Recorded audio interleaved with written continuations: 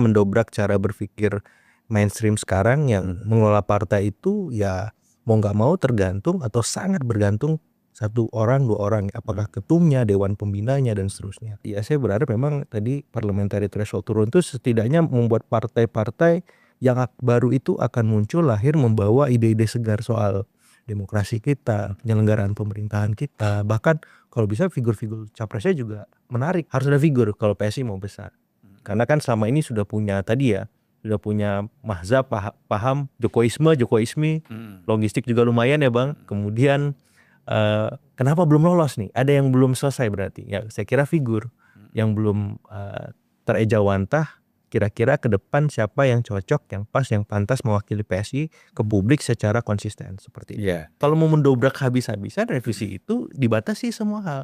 Semua hal kan sudah dibatasi Bang. Pengelolaan keuangan, ada desentralisasi fiskal, kemudian pengelolaan pemerintahan juga ada otonomi daerah.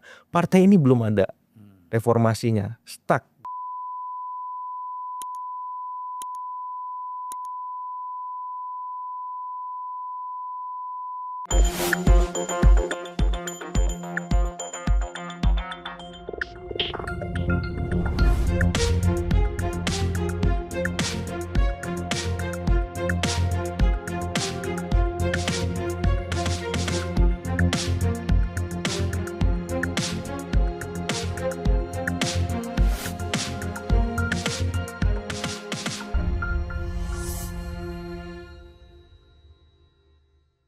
Bismillahirrahmanirrahim. Assalamualaikum warahmatullahi wabarakatuh.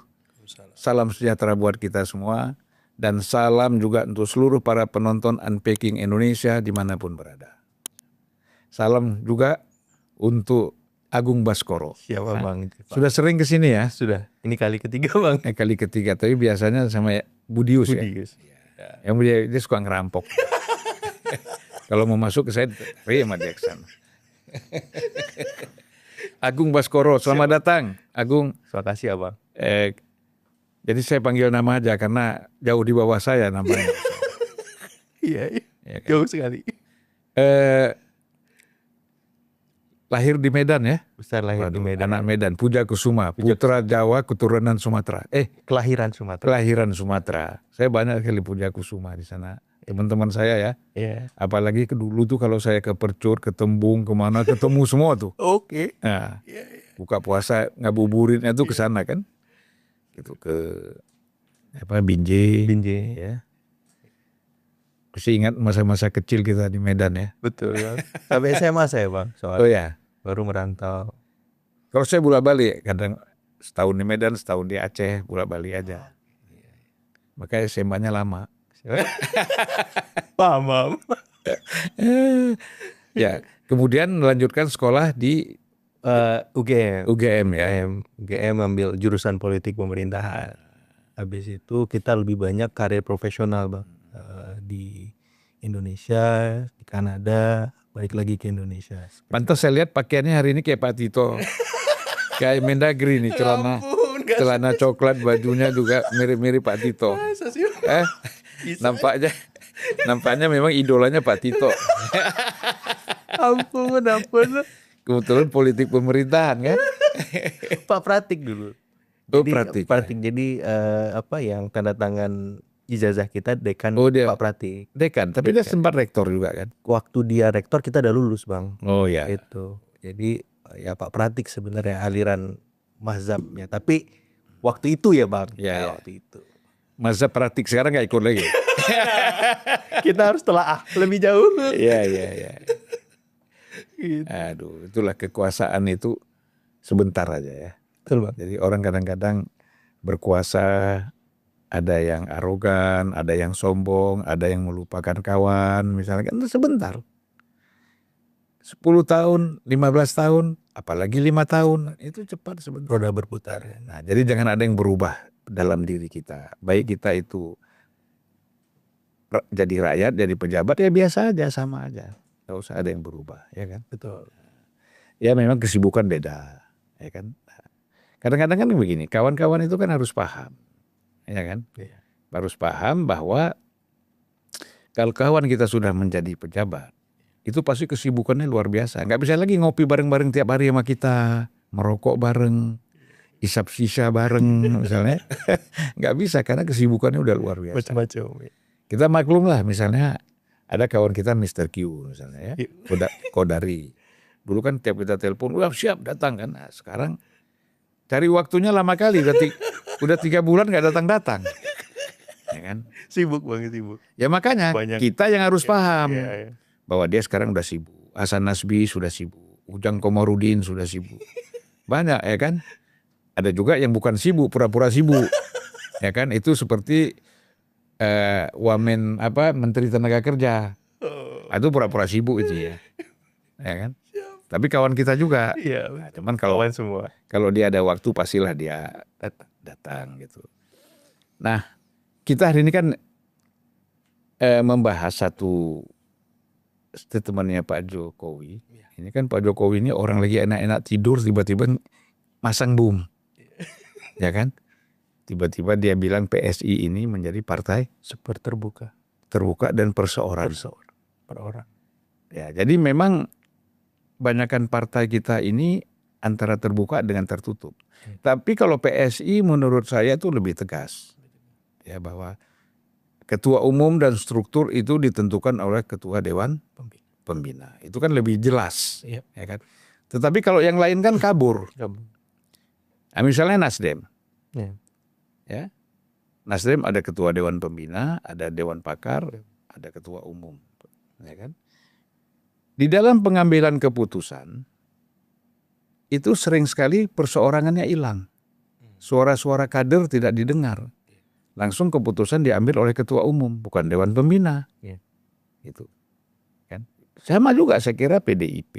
Ya. Hampir semua kan begitu. Kecuali Golkar yang nggak bisa begitu. Faksinya banyak. Nah jadi ini memang menarik. Kalau apa yang disampaikan oleh Pak Jokowi itu mengarahnya kan artinya ingin merombak juga cara berpikir tentang partai. Nah ini bagaimana? Ya. Menurut Pak Tito. Lupa. Bang ini ya menurut Pak Agung Baskoro. Ampun. Ya Bang, jadi saya melihat gagasan Pak Jokowi ini secara ideal ya, mengkritik ataupun otokritik untuk semua partai, pimpinan partai, apakah ketumnya, ketua dewan pembinanya. Dan saya kira masukan ini positif gitu. Setidaknya mendobrak cara berpikir mainstream sekarang yang mengelola partai itu ya mau nggak mau tergantung atau sangat bergantung satu orang, dua orang, apakah ketumnya, dewan pembinanya dan seterusnya. Nah, tapi secara praksis memang ide ini juga bisa kembali ke Pak Jokowi sendiri ketika melihat praktek PSI ya hari ini yang memang kita melihat nggak bisa mungkiri tiba-tiba ada Mas Kaisang di sana gitu. Walaupun secara keseluruhan saya mengafirmasi bahwa ini merupakan sekuen panjang Bang ide partai perorangan ini gitu. Kemudian ada partai super terbuka. Apakah kemudian berikutnya ada memang partai yang akan dibidani langsung Pak Jokowi atas nama PSI atau di luar PSI misalkan. Tapi ini semua kan adalah reaksi atas sebuah aksi ketika Pak Jokowi dipecat oleh PDIP. Jadi yang pertama kali mendapat masukan dan kritik itu PDIP. Kemudian publik akhirnya menelaah, oh ini masukan untuk semua, bukan hanya PDIP ternyata, tapi untuk semua partai. Bagaimana seharusnya cara mengelola partai yang profesional, proporsional, tanpa tergantung satu dua kepentingan oligarkis seterusnya seperti itu. Itu sih sebagai mungkin kerangka dasar bahwa ide Pak Jokowi ini memang tidak bisa dilihat berdiri sendiri atau tunggal, bahwa ini hanya untuk katakanlah PDIP saja, bukan. Tapi untuk semua partai secara keseluruhan, dan harapannya ini bisa diimplementasikan misalkan ke PSI yang mengafirmasi bahwa mereka adalah punya paham Jokowisme atau Jokowisme. Ya kemudian atau yang lebih ringan Jokower. Kalau pakai isme kan bermazhab paham pikiran semacam ini. Jadi mengafirmasi ide itu menangkap, dan saya berharap PSI ke depan bisa ya lebih profesional dalam pengelolaannya, dalam memilih ketum, dalam menentukan sikap politik partai secara strategis, apakah pilpres, kemudian pileg dan seterusnya. Dan tapi kalau misalkan enggak, nah ini bisa jadi backfire juga ke Pak Jokowi dan PSI sendiri gitu. Sebagaimana dalam beberapa waktu terakhir kan PSI terus mendapat ya semacam serangan publik bertubi-tubi kan Bang. Yang terbaru dan teranyar itu soal pengangkatan teman-teman PSI ke Kementerian Kehutanan misalkan. Itu kan satu lain hal yang saya kira perlu dilihat PSI juga, kalau PSI memang mau berkembang karena growth-nya lumayan menarik karena parliamentary threshold kan diturunkan Bang. Nah syukur-syukur 0% ya. bisa jadi 0% tapi kan kadang ada otak-atik gatuk di Komisi 2 kan Bang. Bisa maksimal turunnya, bisa juga minimal, bisa juga tetap juga kata kita nggak tahu kan, ini suka berubah-ubah dengan sendirinya seperti itu. Tapi kan itu keputusan MK. Betul, ya kan? betul. Final. Memang bisa DPR itu mau nolak keputusan MK? Ya sebenarnya nggak bisa Bang praktik. Tapi kan pernah terjadi kemarin waktu revisi undang-undang pilkada, ada arahan-arahan keputusan MK itu di otak-atik gatuk lagi Bang, supaya DPR itu mengambil artian keputusan yang berbeda dan kepentingan yang mereka bawa itu akhirnya tidak dalam terbalik. Waktu itu konteksnya pilkada Jakarta kan, waktu itu ada beberapa pihak yang akhirnya tidak bisa maju, tapi dengan arus bawah publik melakukan aksi besar-besaran lewat Garuda Biru itu ya, dan diakomodir akhirnya kembali ke putusan MK. Nah saya nggak tahu kan ke depan ini petanya seperti apa polanya, tapi kita berharap parliamentary threshold itu harus diturunkan semaksimal mungkin sebagaimana presidential threshold Bang, supaya ini bagus skemanya, menunya, sehingga ketika kita ada di meja makan menu prasmanan demokrasinya mantap, pileknya macam-macam partainya, pilpresnya figurnya juga demikian, sehingga publik punya arahan, wah ini demokrasi kita on the track seperti itu. Ya sebenarnya kan diberi kebebasan aja ya, Yeah. bahwa semua orang bisa bikin partai. Betul. Dan dipermudah bikin partai. Yeah. Tapi kan walaupun tetap sulit. Ya, kompetisinya kan nanti di pemilu ya, prosesnya lah, Yeah. di proses KPU-nya, proses mulai dari proses Menkumham, KPU, kemudian nanti verifikasi faktualnya, ya kan? Yang susah yang itu Bang. Di situ. Faktualnya itu. Ya. Ada seorangnya, ada kantornya. Rumah jadi sekretariat kan? Sampai hari ini kan problem yang luar biasa bagi partai-partai kan kalau diverifikasi faktual gitu. Jadi kelihatannya mudah, tapi nggak semudah itu Bang. Gitu ya. Jadi makanya kalau dilihat ya saya berharap memang tadi parliamentary threshold turun itu setidaknya membuat partai-partai yang baru itu akan muncul lahir membawa ide-ide segar soal demokrasi kita, penyelenggaraan pemerintahan kita, bahkan kalau bisa figur-figur capresnya juga menarik seperti itu. Ya jadi persepsi ya. Persepsinya Agung, ya. Arahnya kemana? Kira-kira kita nggak bicara persoalan ke satu partai atau dua partai. Betul. Tetapi kan ini kan visi ya. Kira-kira visi Pak Jokowi ini kalau dibaca secara politik gimana nih? Iya. Pertama saya melihat secara personal dulu beliau ingin tetap berada di orbit strategis kekuasaan Bang. Karena beliau sudah purna sebagai presiden. Apalagi beliau melihat ada contoh-contoh ex-presiden yang hari ini tetap eksis. Ya. Katakanlah Ibu Mega ada PDIP, kemudian Pak SBY ada Demokrat. Nah saya ini pakai apa nih kalau saya kira-kira mensimulasikan sebagai Pak Jokowi supaya saya tetap ada di orbit ini. Kenapa? Karena keluarga saya masih ada di sana. Saya nggak mungkin meninggalkan itu. Karena kalau saya tinggalkan sekarang saja sudah ada serangan-serangannya. Gitu. Ambil contoh ada Adili Jokowi misalkan. Nah otomatis saya berpikir Pak Jokowi perlu mencari semacam kendaraan. Di luar secara personal beliau bisa melakukan manuver-manuver politik. Seperti itu. Jadi kendaraan yang paling objektif hari ini ya memang saya lihat PSI. Itu walaupun ada yang lain, tapi kalau kita ambil contoh yang lain misalkan Golkar, terlalu banyak faksi di sana. Matahari Pak Jokowi itu agak susah bersinar gitu. Kalau kemudian Gerindra juga agak berat karena Pak Prabowo udah terik banget tuh mataharinya di Gerindra. Kalau Pak Jokowi masuk jadinya pelengkap. PAN kayaknya sudah settle tapi macam-macam kepentingannya di sana karena masih memulai kan, ada Pak Julhas, ada siapa lagi seperti itu. Jadi saya melihat PSI ini masih baru, muda, kemudian ada potensi masuk parliamentary threshold seperti itu. Dan ini seperti pekerjaan rumah Pak Jokowi atau unfinished story Bang yang belum selesai. Karena waktu di masa Pak Jokowi PSI ini nggak lolos parliamentary threshold. Nah dan ini bisa menjadi pembuktian bahwa Pak Jokowi memang bobot elektoral yang besar dan menjawab tantangan publik juga. Kalau Pak Jokowi buat partai atau membesarkan partai memang bisa besar gitu. Buktikan dong kalau memang punya makan elektoral, kalau memang katanya Bapak punya pendukung yang yang solid, yang militan. Nah saya kira ini jawaban untuk banyak pihak juga bahwa kalau Pak Jokowi memang terlibat di PSI secara langsung ataupun tidak, minimal publik akan paham bahwa oh ya ini Pak Jokowi masih punya pengaruh, punya kekuasa yang besar dan itu terorkestrasi di PSI gitu. Nah, itu secara personal. Secara institusional gimana? Nah, saya melihat suka atau tidak ada institusi yang namanya Keluarga Solo, Bang.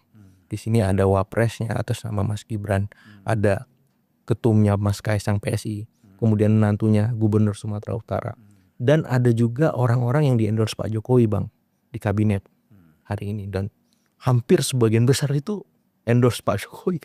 Kemudian ada orang-orang kepala daerah yang kemarin ada 80-an itu katanya beberapa juga punya winning rate yang bagus, menang gitu. Nah, ini kan mereka ini istilahnya butuh semacam kanal, wadah supaya kepentingan mereka tetap punya keberlanjutan. Nah, saya melihat ketika Pak Jokowi punya kendaraan, setidaknya itu bisa terafirmasi dengan baik dan mampu membuat semua pihak jadi lebih optimal dalam menjawab keraguan-keraguan terhadap Pak Jokowi, seperti itu, Pak. Ya, jadi memang sangat menarik ya. Kalau kita sebut gagasannya itu ya, ingin membangun partai, sebenarnya kan ingin membangun partai kader ya. Partai terbuka, kader, sehingga yang selama ini masyarakat hanya terlibat di dalam politik partai ini, itu kan ketika pemilu atau pilkada. Setelah itu kan mereka tidak lupa, dan bisa mereka lupa, bisa mereka dilupakan juga kan. Ya, sehingga kita lihat sama sekali tidak terlibat. Nah, harapannya kalau kader-kader betul-betul merasa dilibatkan di dalam proses dan sampai terus perjalanan politik partai itu saya kira kan indah ceritanya. Cerita indah, kemudian membangun demokrasi, partisipasi politik yang besar, yang kuat ya kan, yang berakar gitu. Nah, itu kan harapan kita gitu. Persis. Nah, kalau Agung melihat nggak arahnya kira-kira bagaimana? Ya, PSI ini masih muda dan punya potensi untuk dikembangkan ke arah sana. Asal memang punya figur, Bang. Karena kita tahu party ID kan di kita rendah. Ya, sehingga yang menguat tuh figur ID. Nah, figur ini yang diharapkan muncul dan berkembang kuat adalah misalkan Pak Jokowi seperti itu. Karena beliau punya magnet dan kekuatan figur yang dalam tanda petik melampaui bahkan beberapa figur presiden lain. Karena kita bisa saksikan hari ini secara praksis tanpa disadari, misalkan saya bingung juga nih, quote and quote media itu hampir setiap hari meminta masukan beliau. Kemudian ada banyak tokoh-tokoh yang luar biasa juga. Terakhir kemarin Pak Mahathir Muhammad datang ke Solo untuk sekedar ngobrol nongkrong bareng gitu. Jangan-jangan bisikan Mahathir ya? Nggak tahu juga saya. Saya bilang kan ada banyak rumor, ini dikondisikan semua ini kan medianya orangnya seperti itu, atau tokoh-tokoh yang datang seperti itu. Jadi tapi kan kalau Mahathir nggak bisa. Makanya kalau Mahathir gimana mengkondisikannya orang Prime Minister senior seperti itu. Terus juga publik ngantri misalkan. Jadi saya bingung juga kalau misalkan seperti itu, artinya kan memang figur ini perlu diinstitusionalisasi.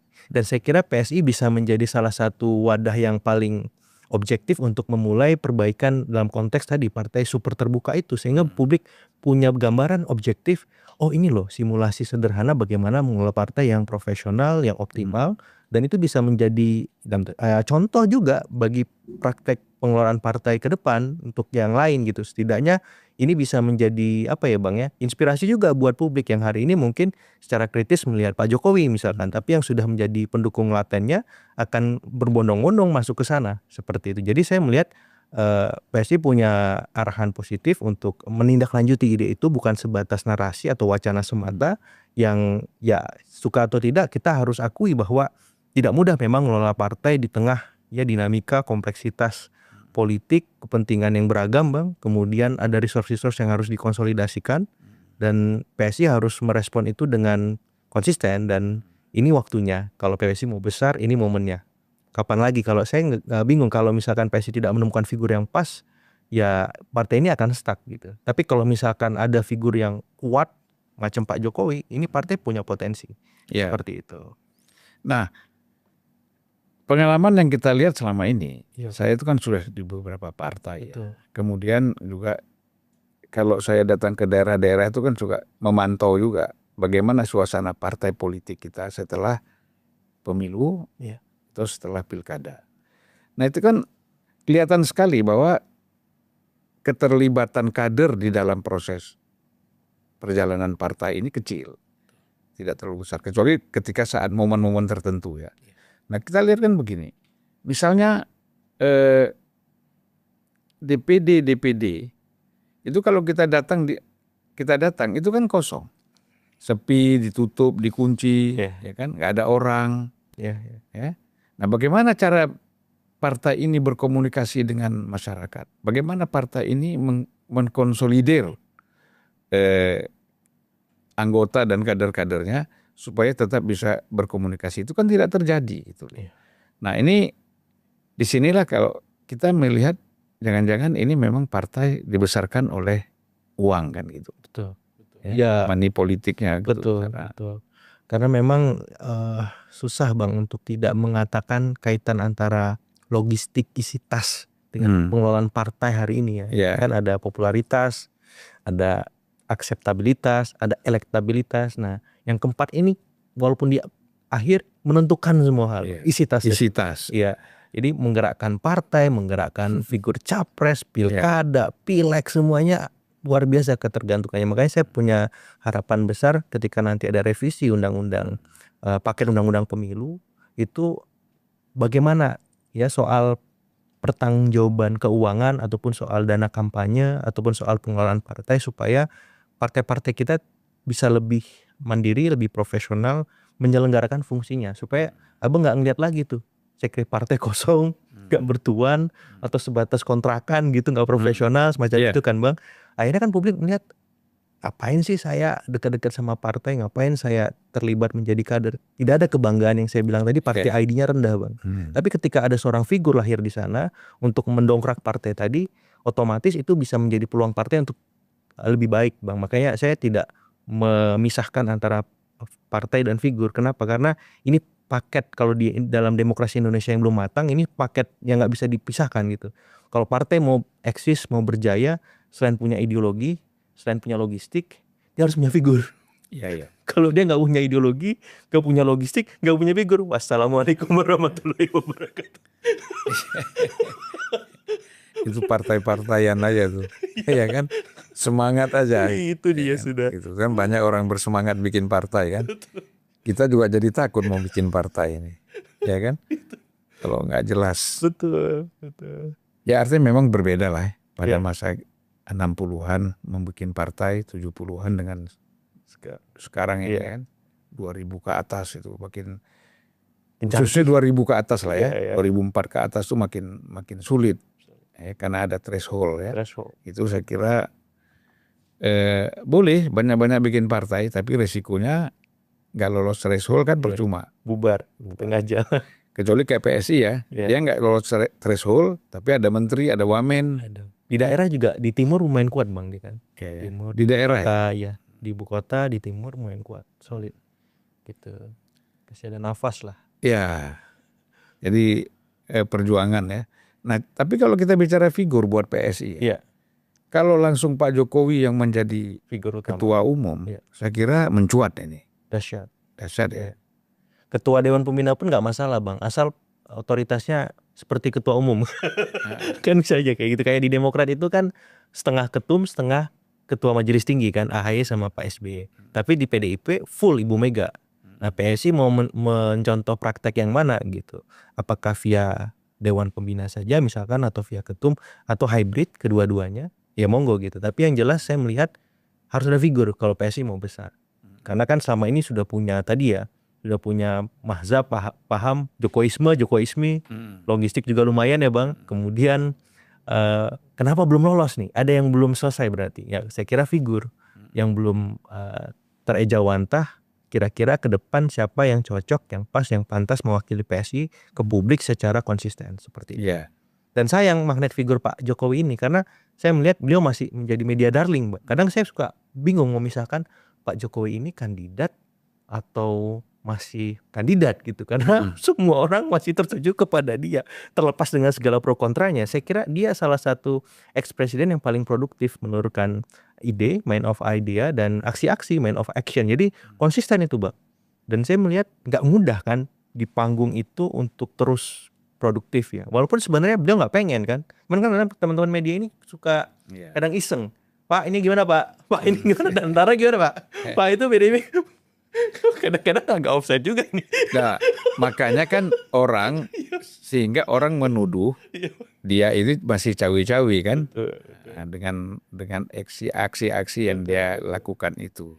Karena kedengarannya saya di belakang dapur media itu kadang kalau misalkan teman-teman lapangan, reporter lapangan sebuah media gitu buat berita tentang Pak Jokowi, itu katanya langsung diterima Bang, cepet itu. Itunya juga ini rate-nya tinggi, views-nya banyak gitu. Jadi apa ya ini teknis saja, taktis, bahwa sebenarnya Pak Jokowi juga nggak pengen ditempatkan di panggung depan terus, tapi ada sebuah kebutuhan yang itu memang menjadi aspirasi apakah publik, elit, apakah industri, media dan seterusnya yang harus dilihat secara objektif juga.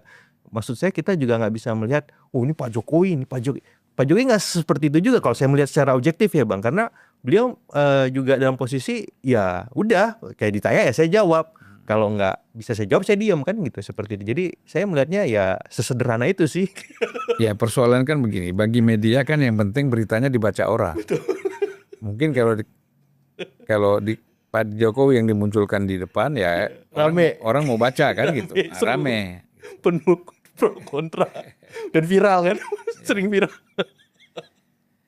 Tapi kalau saya lihat sih masih proporsional. Proporsional. Toh masih dia kan baru 3 bulan 4 bulan betul. berhenti dari presiden. Betul. Saya kira kan orang masih hot, isu-isunya kan masih aktual ya. Betul.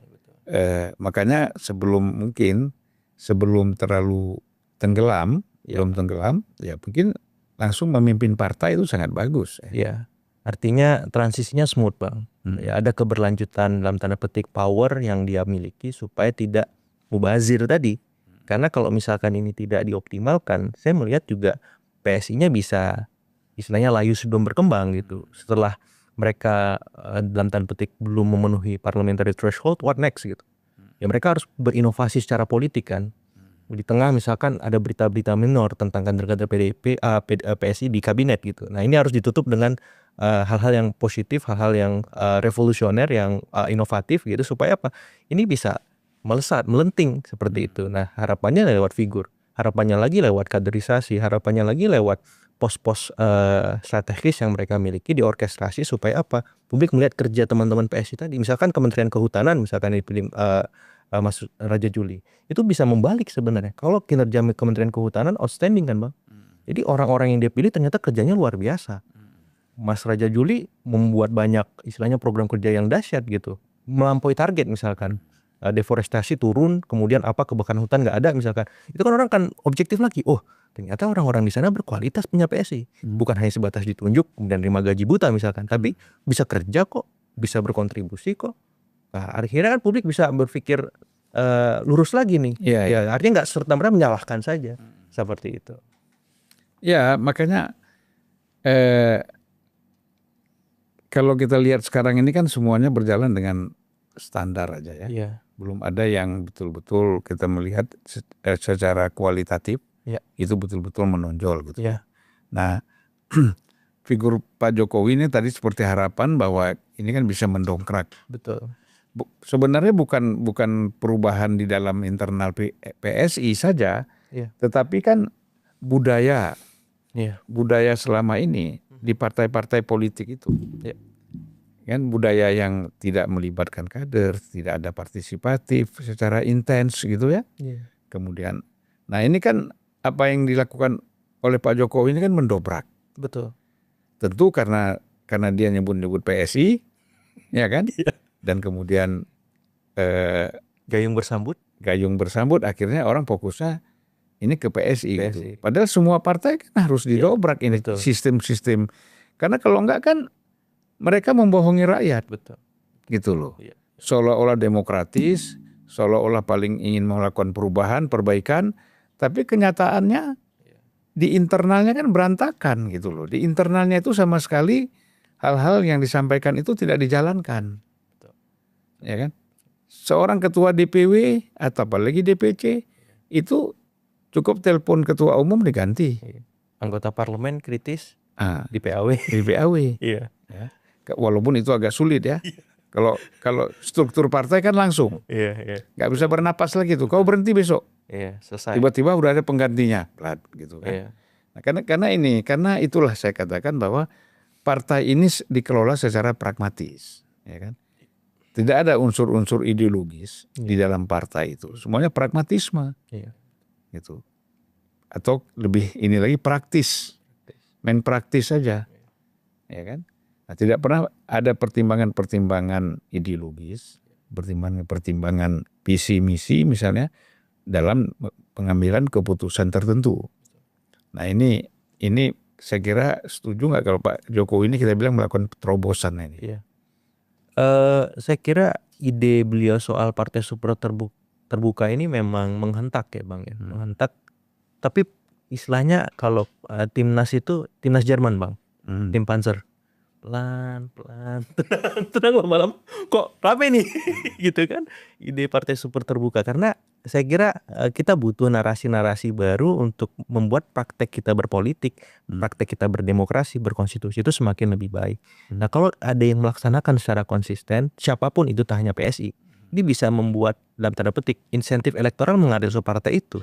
Partai semakin berfungsi, partai semakin substantif menjalankan perannya di masyarakat, tidak hanya sebatas menjelang masa kampanye atau ketika pemilihan, tapi sebelum itu jauh mereka mulai berkontribusi. Dan saya melihat beberapa kali memang banyak anggota-anggota parlemen ya ketika melakukan RDP dengan mitra-mitra kerjanya itu juga kritis Bang.